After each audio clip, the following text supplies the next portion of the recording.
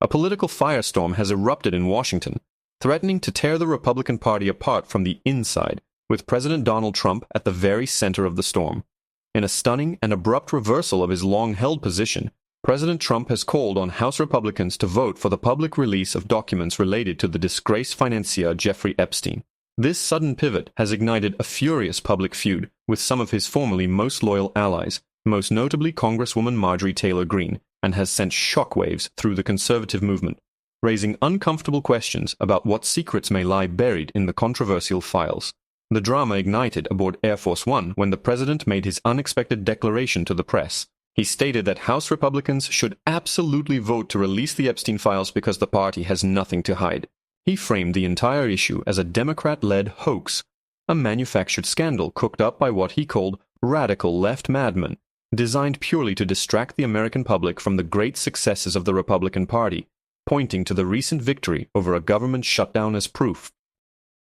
However, this call for transparency was immediately met with suspicion. A reporter pressed the president on comments from Representative Thomas Massie, who worried the new push for an investigation was a smokescreen to block the release of more materials. President Trump, visibly irritated, refused to discuss it directly, lashing out at the journalist as a terrible reporter from a fake news outlet. He accused the media of repeatedly raising the topic solely to distract from his administration's achievements. He then turned his fire on Massie, dismissively referring to him as a guy with a 6% approval rating and mockingly labeling him Junior Rand Paul for supposedly never voting with the party. Trump insisted that figures like Massie were using Jeffrey Epstein as a tool for deflection from the party's immense successes. The conflict escalated dramatically when the focus shifted to Congresswoman Marjorie Taylor Greene.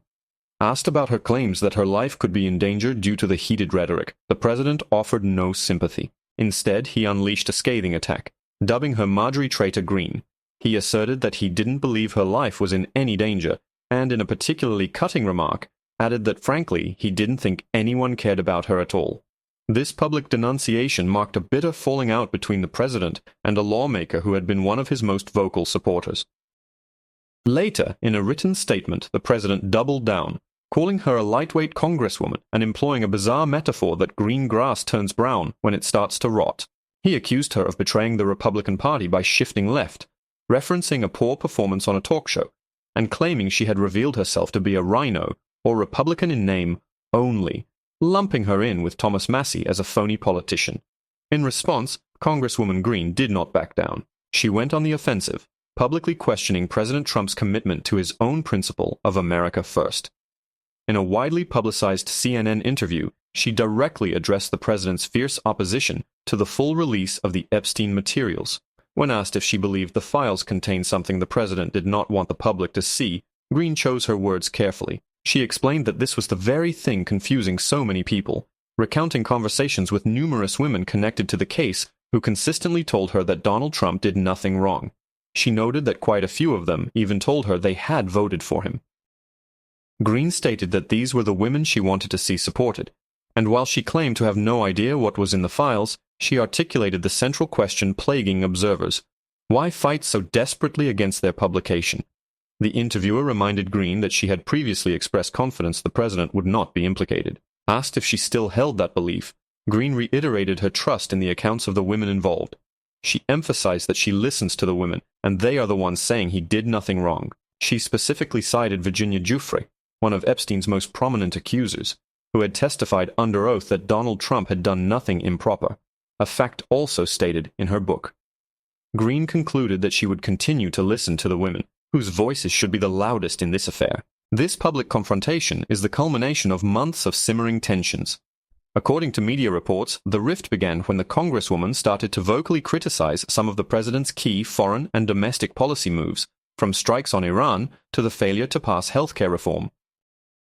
Greene, however, has tried to frame her frustrations as being directed at Congress, not the president, describing the legislative branch as paralyzed and calling on the Speaker of the House to get to work. On the Epstein files, Greene has been relentless in her demand for total transparency. The files represent materials from government investigations into the late billionaire and sex trafficker, who was once an associate of President Trump. Widespread speculation suggests the president and GOP leadership are hesitant to release the documents because they could contain embarrassing information. In a bold move, Greene became one of only 4 Republicans to sign a Democrat-led discharge petition to force a floor vote on a bill mandating the file's publication.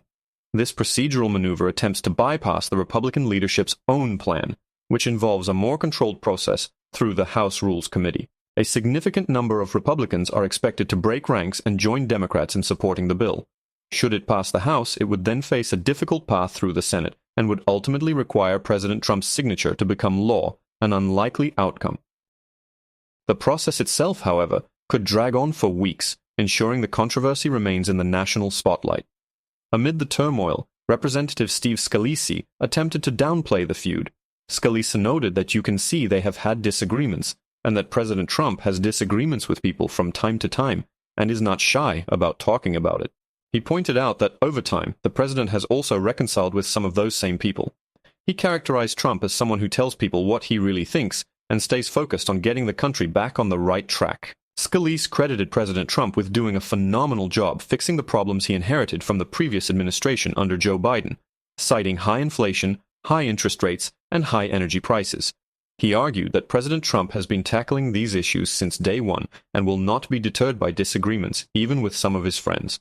The political maneuvering has also exposed accusations of hypocrisy.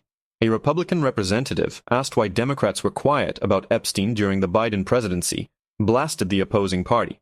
He recounted how Republicans had recently brought a request to the House floor to release all Epstein materials, only to have it blocked by Democrats.